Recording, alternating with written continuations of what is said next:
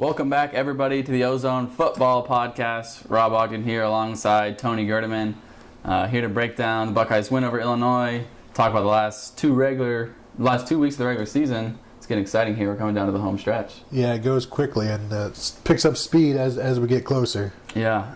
So this past week against Illinois, Ohio State gets the closer than expected win, but Carlos Hyde goes absolutely off, rushing 24 times for 246 yards. 4 touchdowns.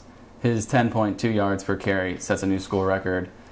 The thing that was interesting to me about it is, as that game got closer than expected, they leaned more and more on Carlos Hyde. Yeah, we've seen that a few times this year where, they sort of, towards the middle of the season when we said it looked like last year's offense because they were just, focused more on handing the ball off. And, I think maybe it was even with Jordan Hall, but once things get a little touchy, then you go back to what works, and it was working all day long. Yeah, Dontre Wilson got the one carry, but other than that, Hyde was the only other Ohio State running back that got the ball.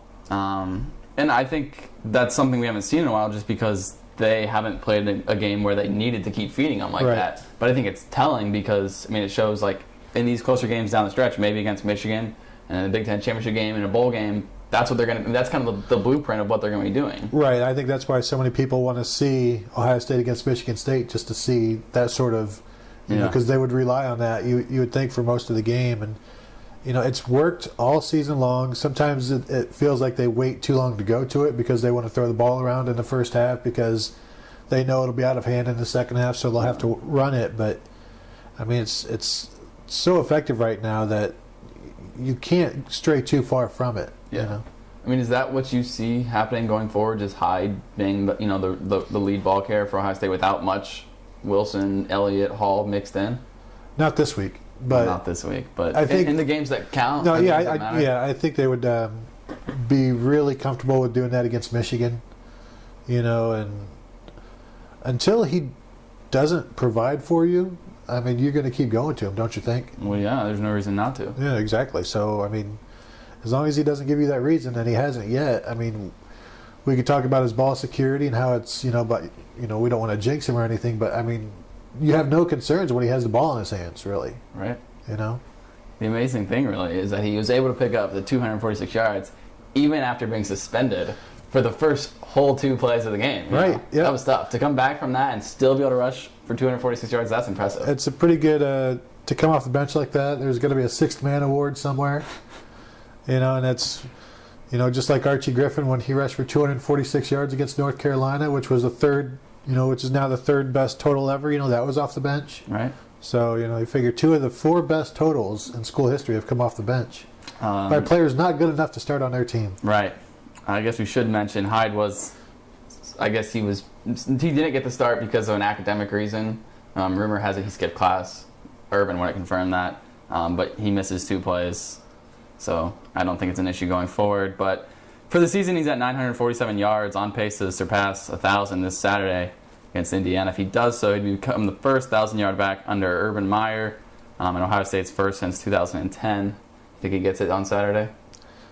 Does he get it in the first quarter? I think that's the better question. Yeah, I think in first half. Yeah, first half, because he probably won't carry it in the first quarter because they're going to be throwing the ball around. But, maybe if he had one more carry against Illinois at the end, depending on where it came from, it would have been, another 50-yarder. But, I don't think there's any doubt. Yeah, I think we can almost guarantee that he's going to get this because we know that he wants it and Urban Meyer wants it. Yep. And, Urban might not admit to it, but he wants that 1,000-yard back. He hates being asked about that. Yeah, especially on the recruiting trail. And, so the offensive line wants it, and Urban loves his offensive line, so he might do it for that reason alone. That might be the biggest reason he'd want it. Urban's asked about it. Not weekly, but it's fairly often, and you can almost see it in his face when he's asked. He hates being asked about it. Yeah, because last year when Braxton Miller finally became his first 1,000-yard runner, then it immediately became, well, you've never had a 1,000-yard tailback. Right. So to get this out of the way, the sooner the better for him, I think. And in the Purdue game, Hyde left the game he had 80-some yards, and Meyer put him back in there for one play and told him, you go get 100 yards. This is your last chance. Right. Go get it. So, it shows that he's aware of numbers.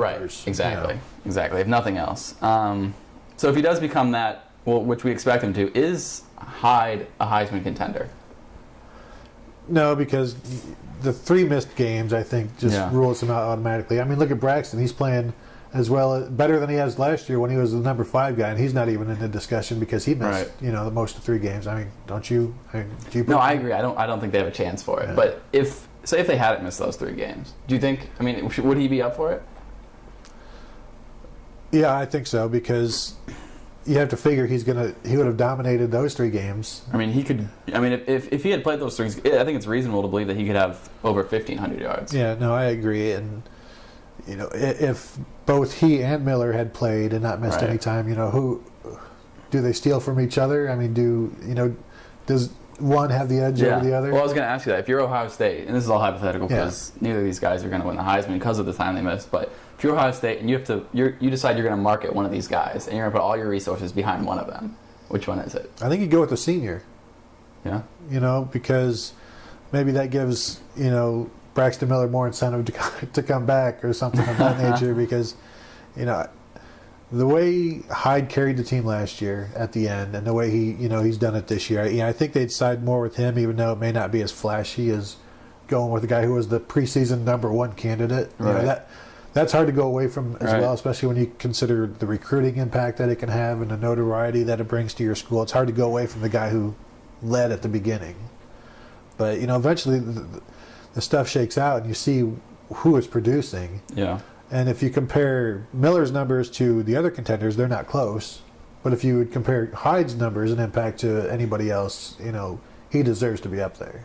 And we've talked about this before, but is Hyde now the most important player on this team? I think in November, that's when it all, that's where every inch counts. That's where the tough yards come. And the offensive line talked this week about how defenses are starting to pick up on what they're doing. Right. So things aren't getting as easy, but yet here we go. Carlos Hyde just ran for 246 yards. The offensive line is talking about how it's more difficult now than it was, and Hyde just continues to make it look easy. But then Urban Meyer said 75% of Hyde's runs are reads by Braxton. Right. So, he deserves some credit there as well. Sure. I think either way, who do you give it to? I mean, who's more important in your opinion? Who's more important? I think it's Hyde. Just because, I mean, the level between Hyde and everybody else is a lot bigger than the level between Miller and Guyan, in my opinion. Right, because Miller could be making these reads for another running back, and they're not cranking out 246 yards or 160 or whatever. Did you hear who Urban called the best offensive player on the team? I don't think so. Let me guess. Jack Mewhort? That is correct. He called Jack Mewhort the best offensive player on the team. He said they missed him a lot when he was out because he hyperextended his knee on Wednesday. So I think they planned to pull him out of the game. He sat for part of 2 quarters. He was over riding the stationary bike. But going back to the offensive line, how much of Hyde's success can be attributed to the offensive line? Because I don't think there's any question that this is the best offensive line in the Big Ten. Right. One of the best offensive lines in the country. I think you could also say that Hyde is the best running back in the Big Ten, perhaps. You could. But, I mean, I think every coach says it all starts up front. And without the line, you can only do so much. I think he would still do pretty good. But that offensive line just makes everything so available, And Andrew Norwell was the offensive player of the week with Carlos Hyde this past week. So, it's all tied together. What about, in your memory, where does this offensive line rank among Ohio State lines? I think you can go back to the mid-'90s when Ohio State had Orlando Pace and Corey Stringer at tackle. Yeah. And they would do whatever they want. Some defenses wouldn't even put a defensive end over Orlando Pace because there's no point, so they would just, put him somewhere else. Right. But, 1996, Pepe Pearson rushed for 1,500 yards behind Orlando Pace. Yeah. Pepe Pearson, I think, went undrafted. So, that's some pretty stellar blocking when you can get that guy, 150 yards a game. Yeah. What about Hyde? Last 10 years among Ohio State running backs. I said earlier in the season that with this offensive line, Beanie would have gone for 2,000 this year. But Hyde may have gone for 2,000 this year, playing 14 games and being healthy. Possibly. I mean, because really, he played that Florida A&M game, but what do you have, like 30 yards or something? I think he was like 50 yards on maybe like 5 or 6 carries. I think it was maybe 4 or 5 carries. So, I mean, it wasn't really a full game. So it's more like he missed like 3.5. Yeah, I think he's more reliable than Beanie in every sense. If he's pulling himself out of a game, it's just because he ran for 20 yards, three straight carries. So he's getting a breather. He's not getting dinged up. Beanie had fumble issues. Has Hyde fumbled this season? I don't think so. I think you'd have to go back to maybe like the Wisconsin game last year that wasn't actually a fumble. Yeah. But that you saw come out and he recovered it quickly. But I mean, you don't even think about that stuff with him because it's not an issue. Right. So if you go to him, I think Antonio Pittman is one of the most underrated tailbacks in Ohio State history. Yeah. But even he left because Beanie. He knew he was going to lose carries to Wells in 2007. So. Right. So how are you ranking them? Oh man, You got the microphone. You got to rank them. I got to go. I think I go Hyde number 1 just because he's more reliable. And this is, of course, you're calling a player reliable who was suspended for getting into an issue and then also missing class time or whatever and getting suspended this time, or held out. I guess a 1-play suspension or 2-play suspension. 2-play suspension. Hey, Urban Meyer. Yeah, I don't want to downplay it because that's serious. So you're going Hyde number 1, Beanie number 2. Yeah. Pittman number 3. Yeah. And then Lydell Ross like 18. Yeah, I guess he would qualify. He was 03. 03, 04. So does that qualify? That's 10 years. Yeah. Yeah. He'd qualify. Yeah. Now the real question is if you go back to 2002. Where do you put Claret? Is that what you're asking? Yeah, because back when I was, back then I thought Claret was the best running back I had seen at Ohio State, and I was in college when Eddie George was here. So right. I mean, he always made the first person miss. I mean, he was a smart player. Claret was a game changer. Mm-hmm. I mean, he was a game changer. Yeah, I mean that team with a quarterback who really wasn't all that great.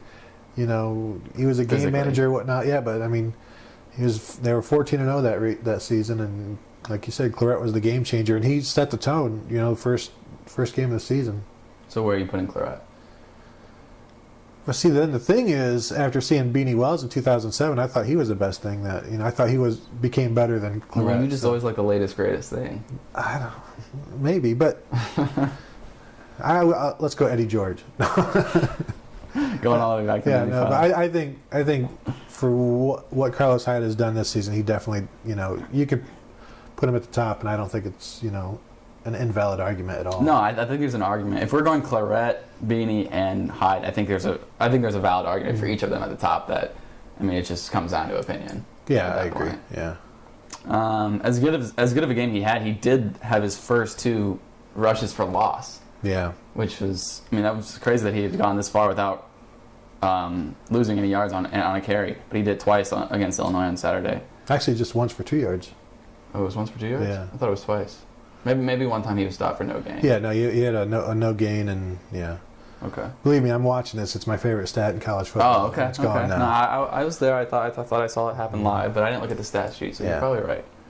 So he did it once. Yep. But still, it was the first time he'd done it all season, which is an impressive stat. Mm-hmm. Because because if you get hit in the backfield, but just the ability to drive the ball forward past the line of scrimmage. Right. Because it wasn't the first time he was hit in the backfield. Right. And he. And he's one of those guys that always seems to fall forward. Mm-hmm. Yeah, he can spin out of a tackle even as he's going down.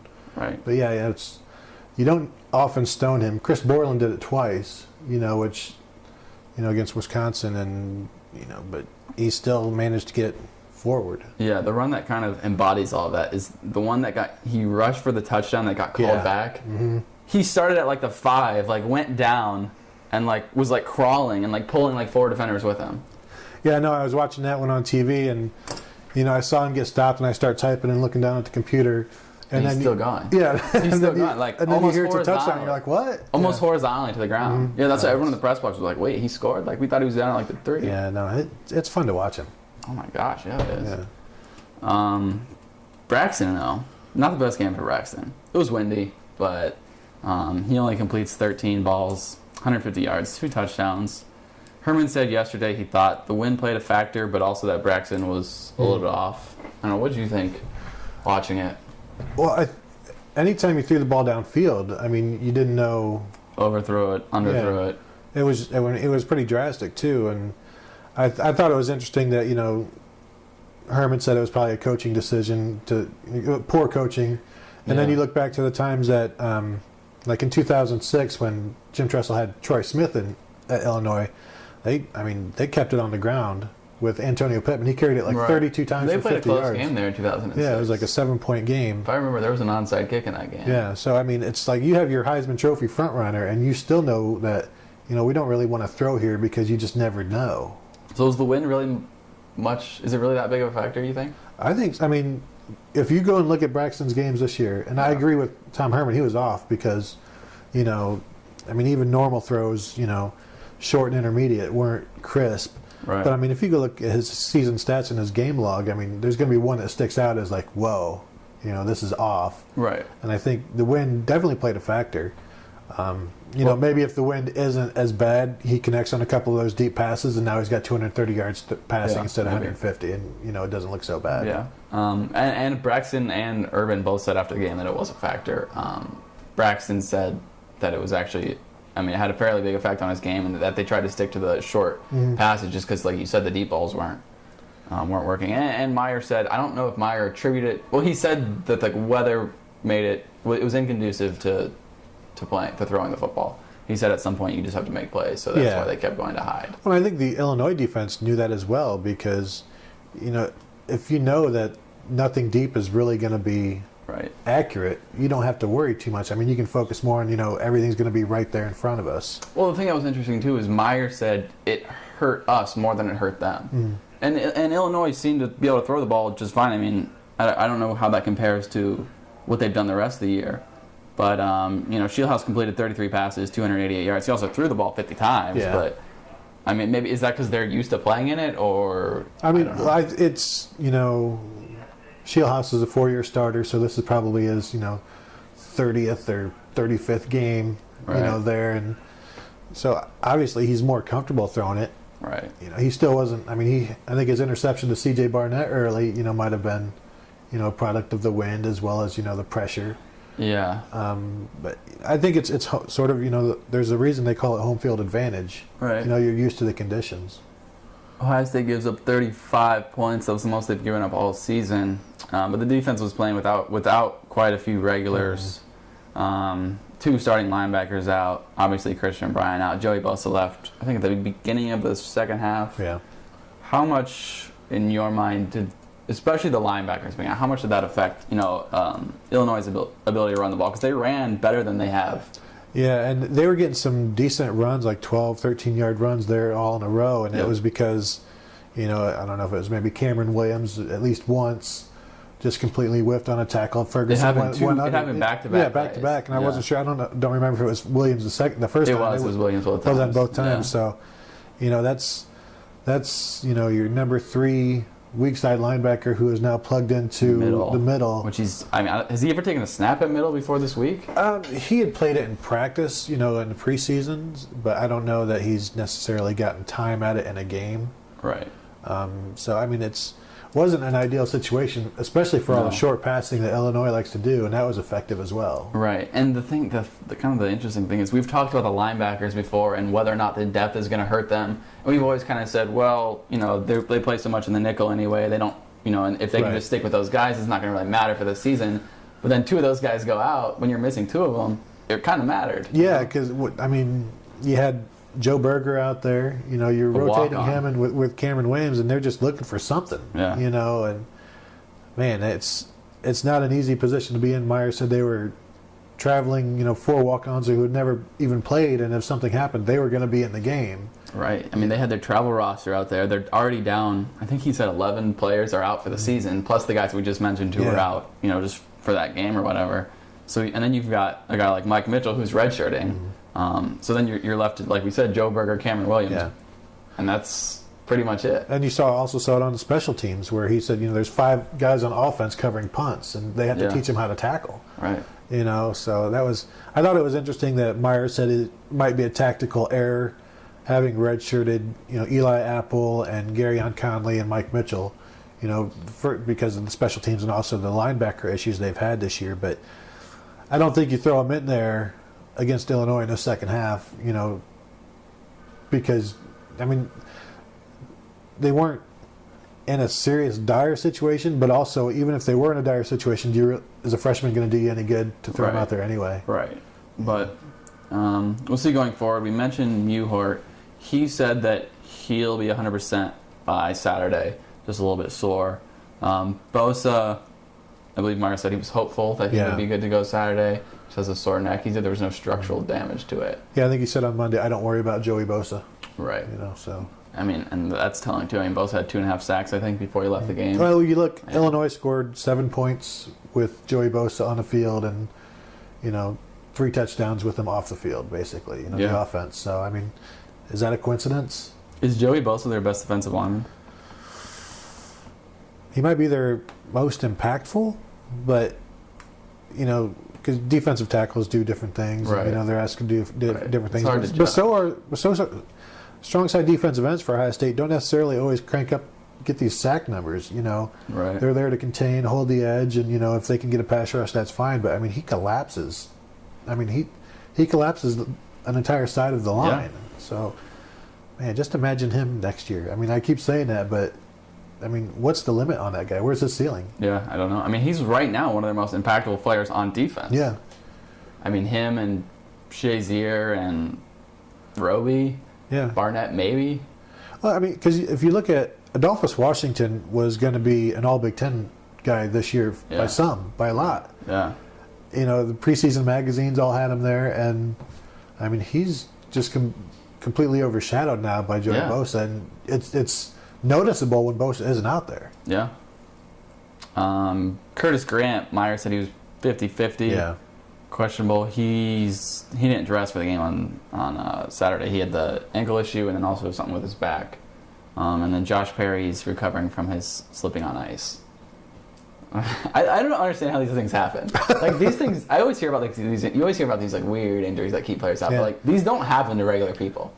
Well, and you think we've all, I think, fallen and slipped on ice. But you have a way of not hitting your head. Right. And I mean, these are tremendous athletes and tremendous condition. How could they not, protect themselves? That sounds like something that sounds like a problem for an elderly person. Yeah. They fell and they hit their head. That doesn't happen to a fit college athlete. That's what I don't get. I'm puzzled by it. You always hear these injuries, bowling injuries, other types of injuries, swimming pool injuries, ice accidents. Jordan Hall stepping on glass. Yeah. Wear shoes, dude. Come on. Ken Griffey Jr. one year slipped in the shower and hurt himself, and Ken Griffey Jr. would slip anywhere. He would slip on a rubber mat. We got to talk to Christian Bryant yesterday for the first time in a long time, since before the injury. He had a lot of interesting stuff to say. Yeah. I thought it was interesting that he still doesn't know whether he'd be eligible for a red shirt or even whether they're going to try to get one. Just because, you'd think by this point it's been almost 2 months, and every time Meyer was asked about it, he kind of was like, I don't know. Just kind of makes me seem like it's not happening. Yeah, because nobody's really that interested in it. Right, exactly. I'm sure Meyer would love it, but it doesn't seem like something that Christian Bryant isn't too interested in, and I don't see it happening either. They talk about maybe because he's played a lot, and the one season he missed, I think, as a freshman, he played 5 or 8 games, and then this year he played 5 games or he played into the 5th game. So I mean, he might not have 4 total seasons under his belt or whatever, or maybe more than 3 or whatever, but he's played so much in the 2 games where he missed time that it would surprise me if he were granted. Yeah. And, the NCAA rules is that you have to have played in fewer than 30% of the games, which by playing in 5, and that doesn't count a bowl game, but it would count a league championship game. So it would be 5 out of 13 likely if they go to the Big Ten title game. So that's more than 30%. So he doesn't qualify for that. But they could, a hardship waiver or something, where it's a circumstance that they will, in which they would allow him to be granted a 5th year. But like I said, I don't see it happening, number one. And if it does happen, I'm not sure Christian Bryant would take it. Yeah, because he talked about yesterday, it didn't even sound like they were for sure going to apply. Right. It sounded like we might apply. But then he was also saying, I'd want to know if it was granted before the bowl game. So he would play in the game. So, he could decide whether or not to play in the game or come back. Right. So it seems like he's going to let them apply for him, and whatever happens, happens. But then he'll make his decision, once. Like, he's letting them decide to go ahead and file a waiver. He's like, okay with that. You do what you want.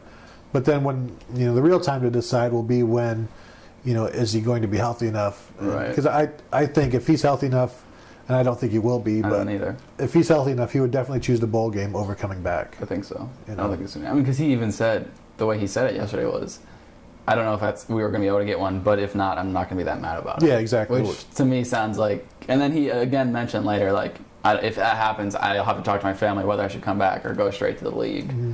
The way he said it. I mean, you think you had senioritis, right?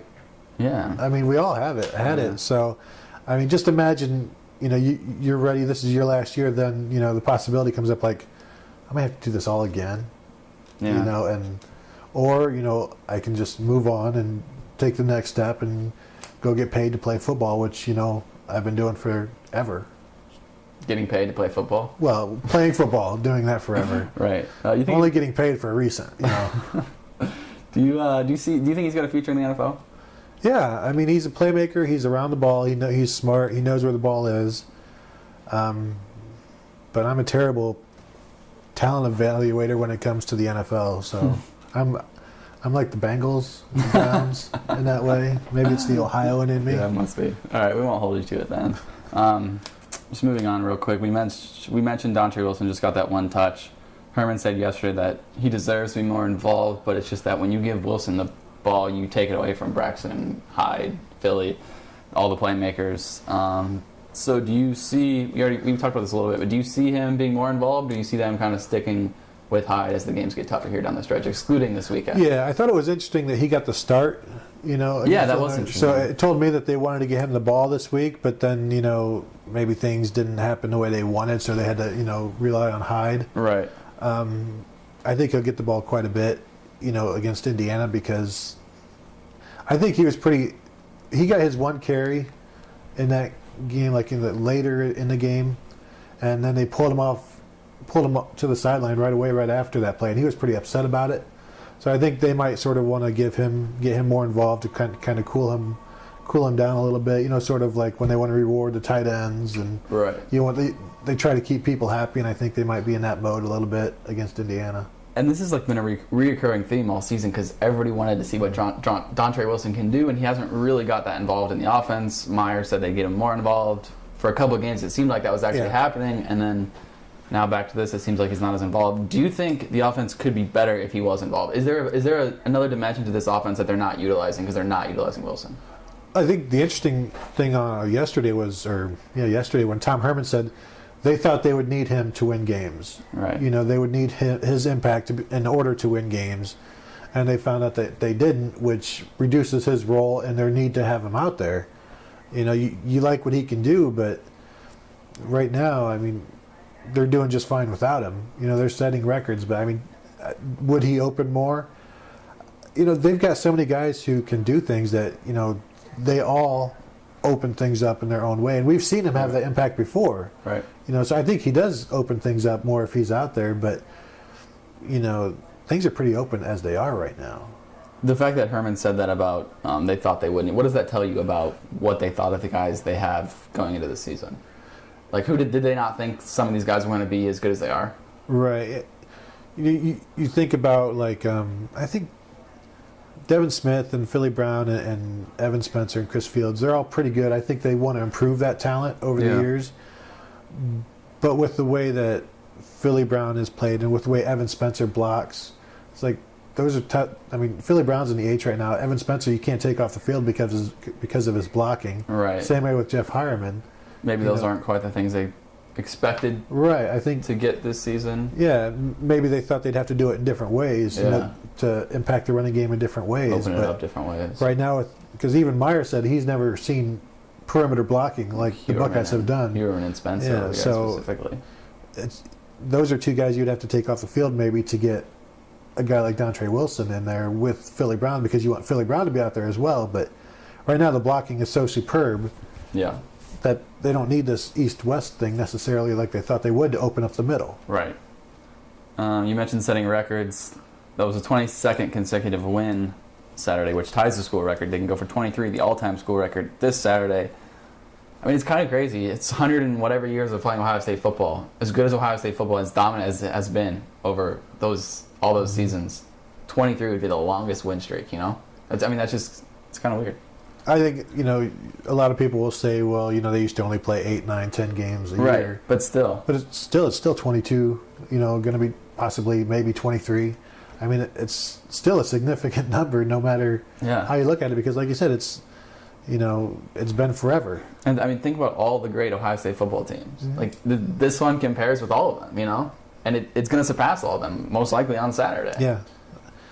And then also this record's probably more of a sign of the times and of the coach, but they set the all-time school record for touchdowns in a season on Saturday. I think it was like 67 or 68, one of those. But so I mean, and they do that with that was the 10th game of the season. Game. So I mean, that's a legit stat. That's a legit, yeah. But that's also a sign of the times. But it's impressive nonetheless. Elsewhere in the Big Ten, Michigan State beat Nebraska, kind of a shootout, which I was a little bit surprised, more so than we thought. Yeah, definitely. I didn't see how Nebraska was going to be able to move the ball, and they ran it pretty well. They did. What does that tell you about Michigan State's defense? Anything? I thought it sucks. I think it shows that there are areas that can be attacked. I mean, Indiana did it a little bit, for the first quarter against them, but then it was shut down. But I mean, things can happen. Right. So let's see. Michigan State needs one more win to clinch the Legends division. They're 6-0 in conference, so one more win clinches it. They got at Northwestern on Saturday, which, like you said, is one of those classic trap games for Michigan State. You think Michigan went to Northwestern and won last week? Right. Just imagine if Michigan State goes there and gets tripped up. I mean, that's the ultimate Sparty no situation right there. Right. And then the week after, they close the regular season with Minnesota, who is now ranked in the BCS. Mm-hmm. They've reeled off 4 straight wins. They're 8-2 overall. I don't think anybody saw that one coming. I mean, we talked about the Legends division at the beginning of the year. We talked about it's wide open. Michigan State, Michigan, Nebraska, Northwestern. We didn't mention Minnesota. But, I mean, as it is right now, if Minnesota wins out and Michigan State loses on Saturday, Minnesota would clinch, right? Because they would have the tiebreaking win over. Yeah, so Michigan State has to lose out. Yeah, if Michigan State loses out and Minnesota wins out, Minnesota would win So it's still possible Ohio State plays Minnesota. Yeah, because Minnesota would have the tiebreaker over both Nebraska and Michigan State. Right. That would be impressive. Yeah. Nonetheless. And disastrous for Ohio State. Exactly. I mean, you said before we started that Michigan State only needs one win, but Ohio State needs Michigan State to win both games. Yeah, exactly. Ohio State needs Michigan State to win out more than Michigan State does. Exactly. So, I mean, Michigan State jumped 3 spots. They're now number 13 in the BCS. And we talked about this. If they win these last 2 games convincingly, and that includes a win over a top 25 team, assuming Minnesota stays there by the time that game comes around, maybe Michigan State's a top 10 team if some of these teams fall. I mean, they jumped 3 spots last week. I don't see why they can't jump 3 more in the next 2 weeks. No, I agree. Auburn's sitting at 6 if they lose to Alabama.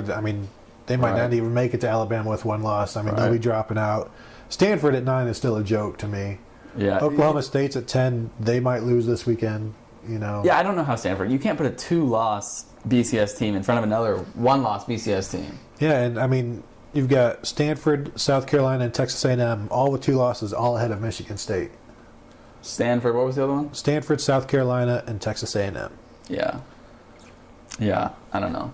But, we were talking yesterday that if Michigan State wins out, they're going to be a 10, 11, 12 range at the worst. Would that be the toughest opponent of all the conference title games for any of these top teams? Yeah, I think not only would it be the toughest, which is maybe based on opinion, but they'd be the highest ranked, don't you think?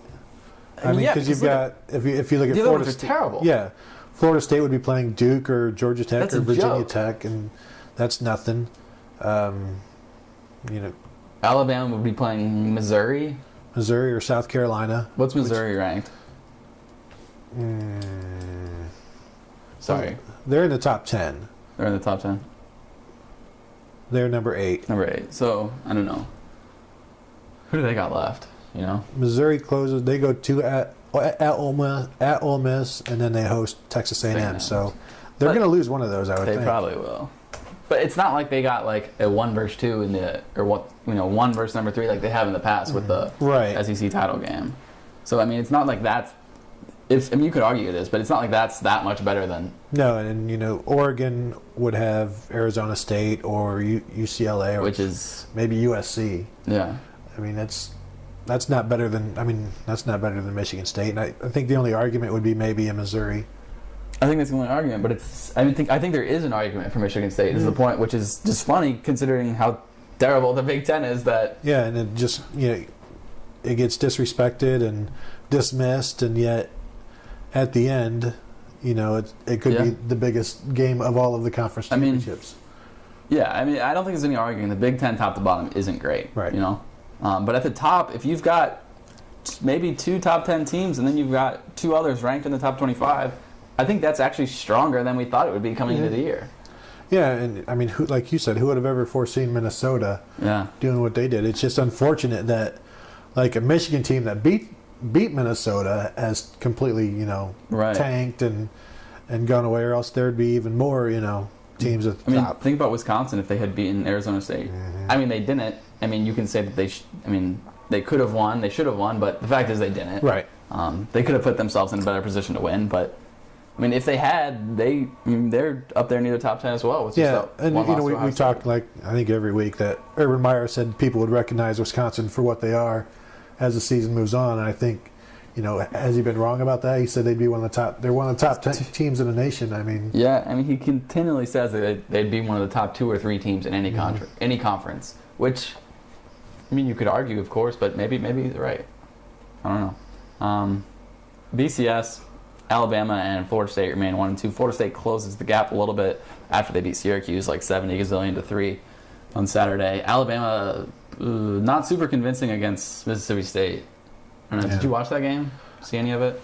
No, here and there, but I didn't see any of it. I tune in because I had it on, but it was on the second TV, so I would watch it once Mississippi State would get inside the 10 and choke something away, and then I'd just dismiss it and go on to something else. I mean, it was 20-7. Was it close at all? I don't know. I mean, it was close. I mean, Mississippi State blew some opportunities. I mean, they could have put another 10 or 13 points on the board pretty easily. They just didn't execute. I mean, they were down there in the red zone to do it, and it just didn't happen. Yeah, and I mean, it's not like Mississippi State. I mean, what are they, 4-6? Right.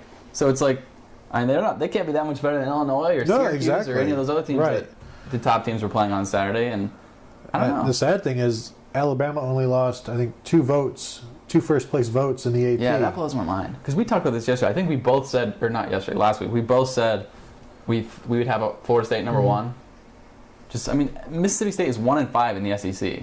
Yeah, and people say, well, you have to give, Alabama the credit based on their entire, past 2 or 3 seasons. I hate that. Yeah, I mean, if this is this season, you can give Alabama all the credit you want, but give some respect to Florida State for what they've done now. I mean, Florida State is just annihilating everybody. Yeah. They don't have a close... I mean, let me bring up their schedule here. But I don't think they have a close win on their schedule. Maybe one game that was like... They won one game 48-34. Yeah. Was that Boston College? Boston College. But that's still 2 touchdowns. Mm-hmm. Every other game they've won back-to-back games they've won 59-3. The only thing about the ACC is the ACC doesn't seem as good as it did. Miami is not a good football team anymore. No. Miami got rolled by Duke. They've lost 3 in a row. You can say all you want about Duke and how great it is. It's Duke. Duke is not good. No. I mean, Duke can have success in the ACC like Georgia Tech and Virginia Tech can because it's the ACC. Right. The thing about Florida State, though, even though maybe the ACC, I think there's an argument that the Big Ten is as good, if not better, than the ACC, but the difference is Florida State is rolling everybody. Right, and we talk about the top of the conferences. I mean, the ACC has Florida State and Clemson. In the top 10. Yeah, and that's, Ohio State, or the Big Ten, for, all of their flaws, I think you'd say they have 3 very solid teams at the top. I mean, do you put, who is the ACC's 3rd team? Is it Duke? Is it... See, that's the thing. Virginia Tech? Georgia Tech? I mean, I think Boston College would even. They're going to annihilate somebody in the ACC championship game. Yeah, Duke might be able to score some points, but they would need 50 more just to get close. Yeah, I don't see Florida State losing. Maybe at Florida. I mean, Florida's got a good defense, decent defense. Maybe rivalry game at Florida. Maybe. I mean, Florida has the defense, which they have a defense is always an equalizer. But I mean, how many points would Florida State need to score in that game? 20? Yeah, 23. Right. That offense is miserable. Yeah. So Alabama might be the best hope for the Buckeyes to lose. They showed maybe a little bit of vulnerability on Saturday. I don't think they're going to lose this weekend. They got Chattanooga.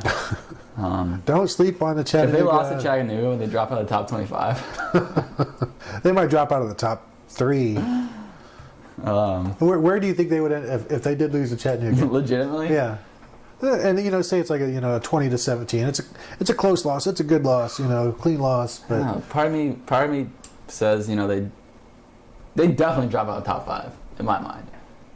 I could see them falling 9 or 10. You lose to Chattanooga. Yeah, I think it would be tough. People would be so torn. It's like you have to drop them out of the top 10, but it's still Alabama. You know what would happen?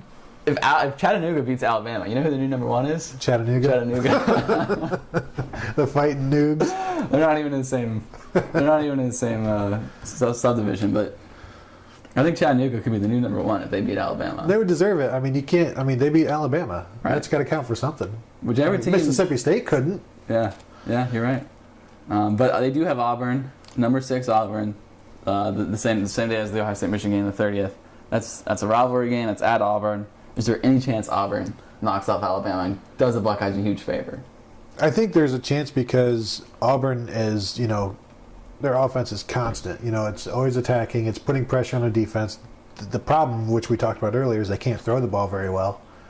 And a one-dimensional offense against Alabama is going to suffer. And Auburn likes to do this wide stuff, and Alabama's speed on defense can negate that.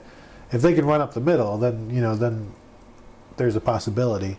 I think the best thing for Ohio State in this sense is that Alabama is going to have to face most likely 2 spread teams, Auburn, and then right after that maybe Missouri, and they don't necessarily like facing that type of. It doesn't necessarily suit them.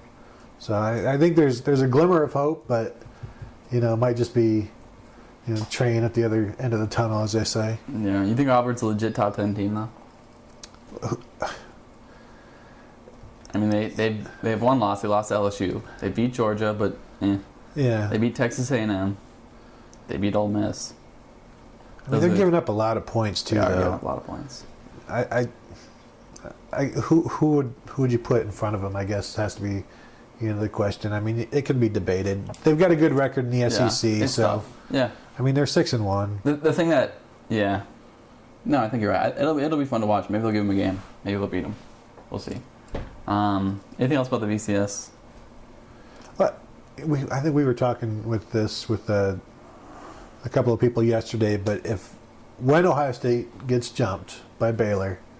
Oh, we didn't mention that, right? Because I'll go ahead and expect Baylor to beat Oklahoma State, and then that means they will jump Ohio State. Maybe. Well, I know you have the inside information on that. Yeah, it is what it is. But I mean, okay, so Baylor. You said Baylor has the showdown on number 10 Oklahoma State on the road. That's this Saturday, right? Yep. So if Baylor does beat them, I mean they're only .0013 back of Ohio State. They jumped to number 4 after Stanford lost. Logic seems to tell that they would jump Ohio State. Right. Jerry Palm, the BCS expert guy for CBS, keeps telling me that Ohio State would hold them off. Yeah. I mean, he said last week, unequivocally, if Baylor was going to jump Ohio State, they would have done it last week when they beat Oklahoma and when Ohio State was on bye. They're not going to do it. And I asked him again, and he stand by his statement. So, but everybody else seems to think that Baylor is going to jump Ohio State, and I can't blame them because it sure seems like they're going to. Yeah, well, we mentioned this before, but the problem with predicting the BCS is predicting the voters. Right. And I think maybe he didn't. I think with his prediction, he did not predict the voters would jump Baylor, or would jump Baylor over Ohio State, and that's sort of starting to happen. Yeah. And if the coaches do it, then BCS is gone. Right. Because then all of the math will work out in Baylor's favor. Right. So back to what you were saying though, if Baylor jumps Ohio State this weekend, just for the sake of argument, not saying it's going to happen, Plus, they might lose anyway, Yep. so we might not have to True. think about this. But if they jump them, then are they the number 3 for good, or does Ohio State have a chance to jump them back, say, if Michigan State wins out and Ohio State would have beat Michigan State Right. in a title game? Because, That's the interesting thing. Yeah, and it's an extra win for the Buckeyes. It's Right. a win against what would then be a better opponent than, At least as good of opponent Yeah. of anybody that Right. Baylor has beaten. Do you think the voters would jump Ohio State back? Well, that's the interesting thing yesterday, because this is what we were talking about, is in the BCS, it's always been like you stay where you are until you lose. Mm-hmm. But now that's not really been the case this year. And then if Baylor jumps Ohio State, then would that start being the case again? Or would Exactly. Does it revert back to what it had always been Right. after, finally Baylor gets where gets where the voters wanted them to be, where they've been working them towards. I mean, Yeah. I don't see voters jumping Ohio State back up. Yeah. I don't know. I mean, do you think Baylor's going to win this week? You said you did? I kind of think they're going to lose. I don't know. My thing with Oklahoma State, and it's a personal vendetta that I have against them because, I drafted their running backs in the second round, and he is terrible. And, that is some fantasy bitterness right there. Yeah, and I hold that too. Yeah, and I had to start their quarterback one week, and he was terrible.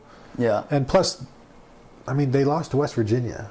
Oklahoma State did. So, right. Even if Baylor beats Oklahoma State, how good of a win can it be if you lost to West Virginia, who lost to Kansas? Yeah. That's sure it's at Oklahoma State, but you lost to West Virginia. Transitive property right there. Exactly. Yeah. So, I don't know. We'll see. Hey, if people are going to use it to say that Baylor's win over Buffalo was bigger than Ohio State's win, yeah. That's common opponent though, which is a little bit different. I know one win that will not get the Buckeyes any points in the BCS will be over Indiana this Saturday. Let's see. Indiana's got a decent pass offense. They were blasted by Wisconsin on Saturday, 50-something to 3, I think 51-3 or something like that. What do you think about this game? Does Indiana have any chance to kind of do what Illinois did this past Saturday? Yeah, I think they have some opportunity. I thought it was telling when maybe it was Corey Lindsley yesterday who said that last year when they played Illinois quit, and they sort of expected that to happen again last week, and it didn't. Right. And then because he was talking about last year's game against Indiana, the Hoosiers never quit. So I would not expect the Buckeyes to think that the Hoosiers would quit this time. And they quit on Saturday though. Yeah. Well, 51-3. Right, but I'm saying that. No, I see what you're saying though. They've had an experience with the Hoosiers not quitting, so they won't expect it to happen, and they'll, the foot on the pedal that they want to keep down, that they keep talking about, and the killer instinct that is overused. So I think that bodes well for Ohio State. Indiana might score some points, but I think Ohio State won't let up in trying to score theirs. Yeah, and the thing that's kind of interesting too is after the game, Urban said that he thought, other than the linebackers being out and all that stuff and the weather and blah blah blah, he thought the team was too focused on the national picture and wasn't focused enough on the game at hand. That during the bye week they all you get on Twitter and you see all the Ohio State players saying "Go LSU," They're obviously thinking about it, whether they say it or not, on Mondays and Wednesdays. And he said that he thought that was kind of the issue, one of the issues on. So we'll see if they're thinking about Chattanooga this week, or if they're thinking about Indiana this week. Do you think their offensive success in the last few weeks made them think that it would just come easily against Illinois, and that sometimes you can let your focus wander a little bit? Maybe that ties into it. Offense is so easy right now. Yeah, they thought they could just go out there and they still scored 51 offensive points or whatever. 51, yeah. So, but with that being said, you don't think they could have scored more? Yeah, I think they left 4 touchdowns. How many 3-and-outs did they have? Yeah, exactly. Bunch. They punted 6 times? Yeah. So that's sort of ridiculous. Yeah. Cameron Johnson was happy. I'm sure. Dude, his punts were flying because of the wind. He had 70-yard punts. Yeah, you think this week is what? He tweeted that his mom's going to be in town to watch him play. He might not get to play at all. He won't. Last time he said he had family in town was, what game was that? Was that the Penn State game? Must have been. I don't know. It was the last home game, and he didn't punt once. It's ooh. They should have redshirted him. They should have at least sent him out there to punt once, on second down or something. Maybe have him pulled some extra points or something. Yeah. Oh, whatever. Ohio State has won 17 straight against the Hoosiers. Indiana's last one was in 1988. We were saying they beat them 3 out of 4 years in the late 80s. That was a sad. Well, Ohio State only had one win out of those so 4 they didn't years. play 4 years? There was a tie. Oh, there was a tie. Yeah. Okay, so Ohio State beat Indiana once in 4 years. Yeah. So they lost twice, they tied once. That's, I mean, a tie against Indiana is a loss. Exactly. So they lost to Indiana 3 out of 4 years in the late 80s. Those were like the dark days for Ohio State football, I guess. That was before I was born. Gerd remembers it, though. I don't know. Anything else about Indiana? What's the line on that? 33? It's 30-something, yeah, which is the third straight week. I wonder if that's ever happened. Third straight week, Ohio State's been favored by more than 30 points against a Big Ten opponent. I might be able to get you that answer during the basketball podcast. Okay. Well, we can work on that.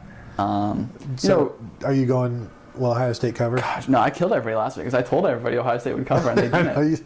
Well, I'm glad, we never actually wanted them to go out and bet. It was just like, so I didn't really lose anybody any money. But don't you think, how many points do you think Indiana's going to score in this game? You put me on the spot. If I had to guess right now, I'd say somewhere in the teens. Well, if that would happen, then I would go with Ohio State to cover. But if, say... You think they're going more than that, don't you? Yeah, I could see it too. I think maybe low 20s. Low 20s. So then you're asking Ohio State to score 60 again? To cover 30? Well, if they score in the low 20s, you can get upper 50s. I actually liked last week's line more. So did I. I don't know. I think this one's actually a better line. This one seems a little too dangerous. It is a little dangerous. If it's 33... Or are we like gun shy from what happened last week? I think we're a little gun shy because... I was saying put the line at 50 last week. Yeah, you were way wrong on that. Boy. I was. I blame the win, man. Come on. See, I told you. It was effective. Yeah. 1998, Ohio State had they were 36-point favorite, 38-point favorite, and 29-point favorite against Illinois, Minnesota, and Northwestern. 88? 98. Oh, 98. I was going to say because they lost in 88. 98. Well, that makes sense. And then in 96, which was their other really good offense, was a 35-point favorite, 29-point favorite, and 35 against Minnesota, Illinois, and Indiana. Was that the same 3 teams? No, Northwestern was in 98. That looks like, I don't see in the last 20 years, certainly, no straight 3 in a row 30-point favorites. We've gone way too long on this podcast, but... Before we wrap this up, we cannot wrap this podcast up without talking about the Big Ten game of the week this week, which is I want to know who you got. Illinois versus Purdue. I was thinking about that. Illinois is a 7-point favorite, and I was wondering who this looks worse for. That is it worse for Purdue to be an underdog by a touchdown against Illinois, or is it worse for Illinois to only be favored by a touchdown against Purdue? I think it's pretty bad for both. Yeah. They're selling what are tickets for that game going like 25 cents or something on StubHub for real. Look it up. Everybody should we should go. At that point, why do you even sell? Just take them. Yeah. You sell 100 and you get I don't get it $25. But that should be a good one. At Purdue. So what? It could be Purdue's first Big Ten win. Well, it's going to be somebody's first Big Ten win. Exactly. It's going to be could be Illinois' first in like 3 years. This is not the game of the Big Ten. This is the game of the week. I know. In the nation. Is game day going to be there? Thought I heard they were. Who you got though? I trust Darrell Hazel more than I trust Tim Beckman by a lot, but I think Illinois has more offensive weapons. But I'll go with Purdue just because Illinois is terrible. You're going Purdue? Oh man, I'll go Illinois. Right. Purdue is terrible in every aspect. At least Illinois has a decent offense. I think Illinois will make more mistakes. Even you think that Illinois will do more to hurt themselves than maybe Purdue will. I know you think that that home field advantage with that raucous crowd is going to push. I always go with the home field. Exactly. We'll see. I can't wait. What time is that? I hope that's a noon game. You're gonna make me look on a Friday. Let's see. Indiana, Purdue. Purdue at Illinois is a noon game. Right? No, it's on a Saturday. Yeah. All right. We've gone way too long. If you didn't get enough of us on this podcast, though, I don't know how that's possible. We're doing a basketball podcast right after this. So until then, see ya. Have a good one.